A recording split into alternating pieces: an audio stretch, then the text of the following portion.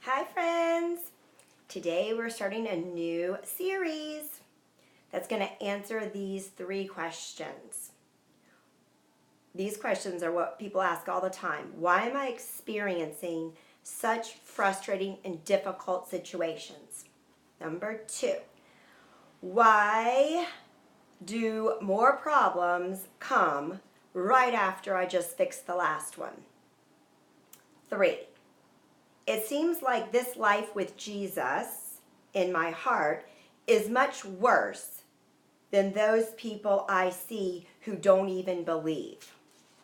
So the first thing I learned with counseling is to acknowledge and address the thoughts and feelings before I don't slam them with the truth, because that's not understanding what's really going on.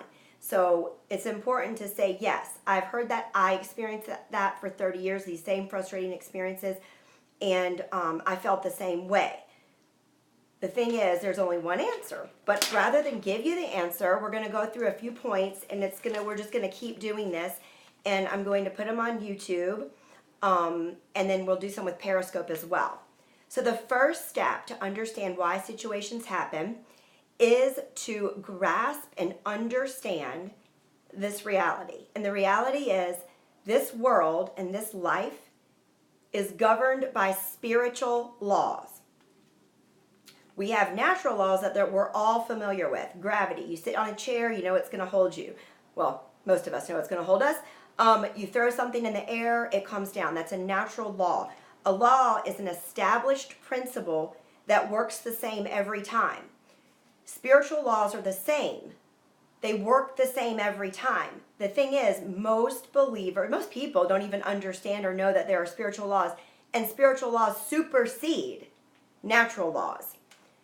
So the spiritual laws that we're going to talk about, I'll tell you them in a minute. Let's see. The reason situations keep happening is because most of us are not aware about spiritual laws and then how to work with them. And it's not very difficult. It's really quite simple. It's just enlightening. All right. So the 2 basic spiritual laws, which really govern everything, it's very simple. But number 1 is the spirit of life. Number 2 is the spirit of death. And I'm not being facetious. Romans 8:2 talks about the spirit of life in Christ Jesus has made us free from the law of sin and death.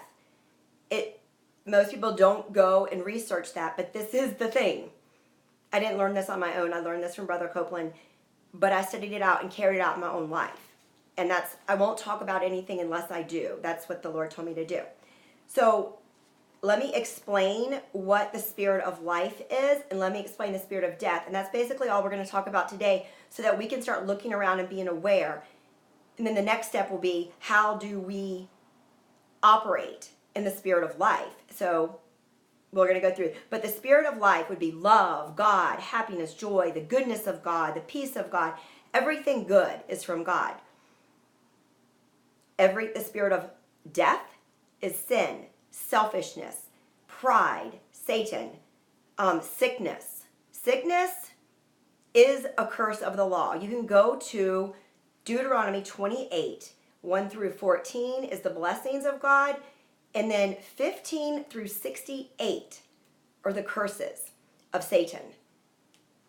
Sickness, confusion, disease, confusion, lack, poverty, bondage, fear, death.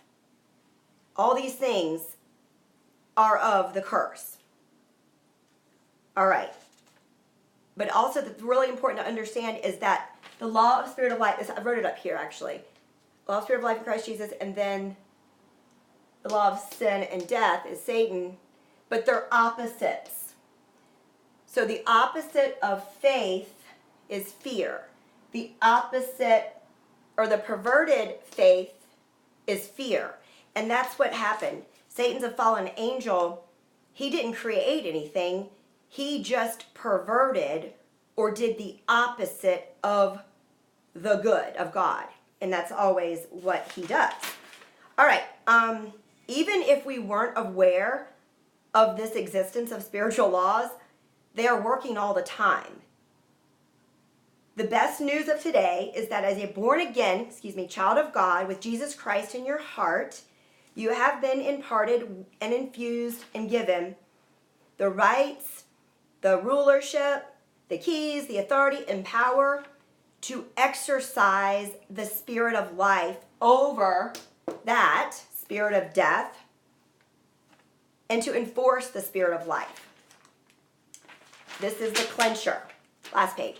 When we don't enforce the spirit of life, God's ways, the automatic default, or actually, let's be transparent, the entire world is flowing in the law and the spirit of fear, the spirit of death, unless a born-again child of God understands who they are in Christ Jesus and learns how to operate in the spirit of life. And it always overcomes the spirit of death. We're not going to be talking about death as much. We're going to be talking about fear. And you can go to our website and get prepared for next time. This is the branches of the fear tree. Anxiety, envy, bitterness, discontent, doubt, pride, criticism of self and others, ill will, insecurities. My dad told me about this. And then our Hazel made this for us. It's such a good illustration.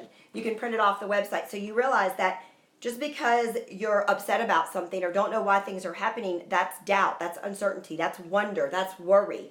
That is part of this. That's not this. But there are things to do. Those things happen. We're in the world. But there's a way to overcome and supersede. Let me make sure I covered everything. The next time, we're going to go further into understanding the spiritual laws and how we can control them. So get excited. This will answer all your questions. And then we are the deciding witness, believe it or not. Deuteronomy 30:19 says, God has given us the choice to choose life and the blessing or death and the curse. He says choose life, but we have to do it. Jesus came and we have to choose Jesus and operate the way he did over these spiritual laws. Otherwise, we'll just be defeated. And it's frustrating. It's very frustrating. But the good news is that we are living in victory and we can teach you how. Have a great weekend. Talk soon.